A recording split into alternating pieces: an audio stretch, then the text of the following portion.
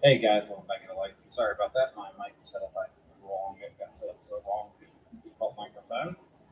Okay, get that fixed. Okay, welcome back in, guys. Today we're going to talk about Anima Beyond Fantasy again. We're going to do another chapter of Anima, and we're going to talk about the physical abilities of that you're going to use, particularly movement, weight index, the fatigue system with exhaustion, and then how much you can move. And then there's a little blurb there at the end of this about physical needs and how they impact you. So let's just jump into it. So movement value in anima is going to be based on your agility characteristic. If you have an agility of 7, you get to move according to the table at 7. So I'm going to bring that table up. There you go. So a 7 can move 80 feet per combat round. Uh, and that is the maximum you can use. Um, and I'll get into how that makes a difference here. If you move that much, you actually do take penalties uh, that apply to that for fatigue. So, but as you can see, this is how much you move per movement point. So based on your ability score, humans can only go 10 up to movement value of 10 naturally, unless you have an ability or a zen ability that allows you to function as if you were higher, which is why from 11 on it either requires a human or zen, uh, because human maximum value is at 10. So basically, you're never going to move more than 115 feet around unless you have an ability that allows it. And um, for value 20, where it says special, literally you can just move wherever the heck you want. Um, at movement value 20. So movement value is pretty simple to figure out. Uh, it's like I said right there on the table. Now jumping vertical or jumping horizontally, a little different. So when you jump horizontally, you can jump up to 1/5 of your movement value distance rounded down. So again, using that, if you have a 7, you have 80 feet. 1/5 of 80 feet is check round down. I can't do that math. Oh my God, I feel stupid because I know 4 reaches 20. I think it's 50. No, be around 17. I'm sorry, around 17 feet, give or take. Uh, I'm not going to calculate it exactly, but you can go about 17 feet across with a good running start. So jumping this game is pretty simplistic. You do have a maximum you can jump with a good running start, and it is based on how much you can move in a turn. So that's the basics of it. Um, Weight index again. Weight index is going to be related to your strength score. So whatever your strength is going to take you your weight index. Um, Now you see that there are two different categories there. A natural load is how much you can pick up and carry around uh, at any given time. Uh, if you are lifting more than the figure that's listed, so if you have a strength of 5, you can lift to carry 50 pounds with no problem. If you're carrying 51 pounds, however, reduces your movement value by two. So if you have a 7, you'd be treating it as a 5. Yada yada.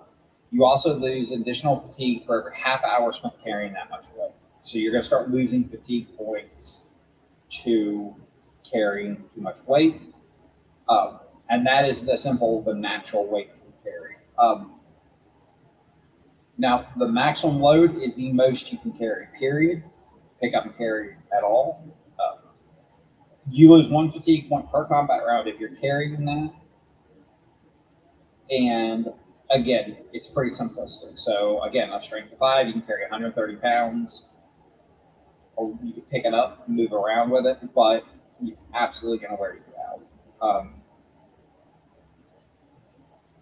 And then again, from 11 on, you must have inhuman or zen-like abilities to use those weights, um, because 10 is the human maximum. But at 10, you're carrying a lot of weight, so just record keeping. Um, at 20, you can carry any mass as long as you're standing and something doesn't get in the way. So a 20 strength is outrageous. Um, Okay, and I mentioned losing fatigue. Fatigue is a pretty simple subsystem here. To the fatigue table, so you guys can see what fatigue does once you start dropping. So fatigue is going to represent your effort that you put into doing physical activities. It is going to be equal to your constitution score. So if you have a low constitution, you have a lot higher probability of running out of fatigue. Um, you may spend voluntarily fatigue points to improve physical performance or physical actions. Um, it is a plus 15 bonus to the die roll for each action fatigue you spend on an action up to a maximum of 2. You can never spend more than 2 in a round. You can do it either on one action or multiple actions round, but still limits 2. Um, they can be spent on any abilities depending on strength or agility, as well as combat abilities based on dexterity and agility.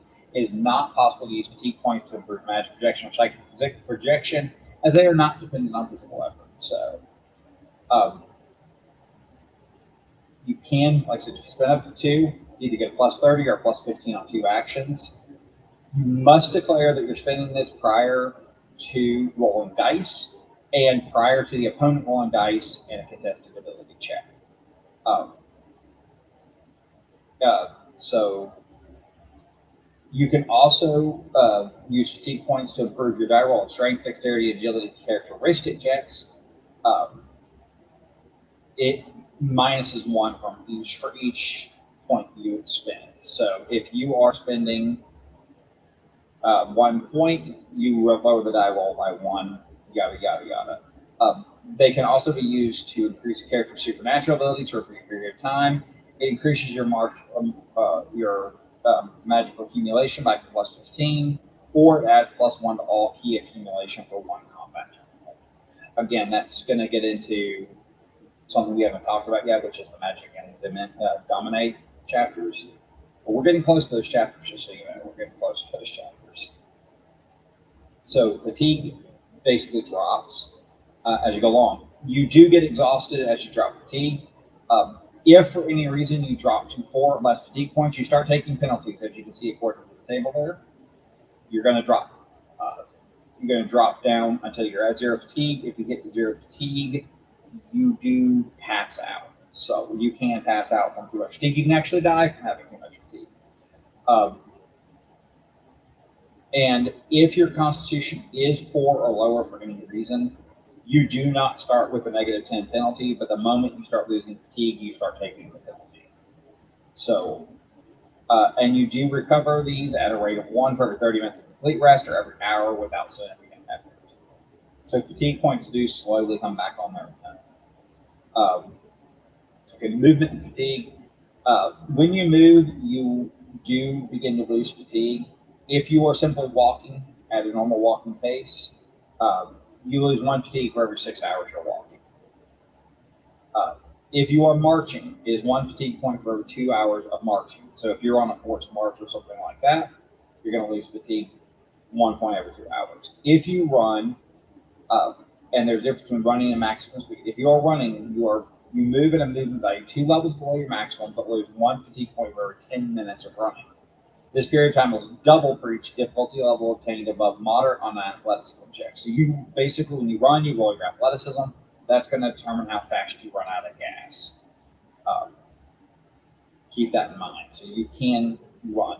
Maximum speed, which is going your full maximum movement value. You lose 1 fatigue point for every 5 combat turns that you maintain a pace. Again, you're going to roll athleticism when you do this. Each difficulty level above moderate doubles that period. So if you get 1 above moderate difficulty, so you get a difficult difficulty, you're going to get 10 combat turns versus 5 before you lose fatigue. So that is a very big thing. Um, and then the last thing that this chapter covers is the physical needs idea. Any human, has to eat, has to sleep, suffers penalties if he doesn't do these things. So if you don't have enough food, you take a penalty. If you go without eating, you take a penalty. If you don't drink, you take a penalty. And these things are going to be determined by the GM. And again, insufficient sleep is a good example of being determined by the GM.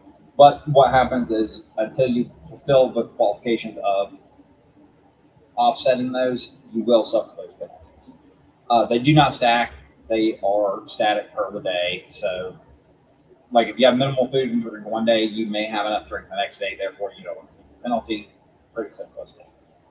And guys, that is it. That is the physical abilities chapter there for this game. Um, it basically just like I said, outlines how you move, how you suffer fatigue. It's a pretty simplistic chapter. The next chapter is going to deal with the combat modules that you can take, including martial arts. It is going to be a little different chapter because this is going to start. We're starting to get into the chapters where there's a lot more mechanics. Um, just so you know. So be prepared. It may take me a little while to get that chapter ready because there's a lot to cover in that chapter. But that being said, guys, uh, as always, leave your thoughts, comments, questions, concerns below. And as always, we hope to see you guys around the game table at some point.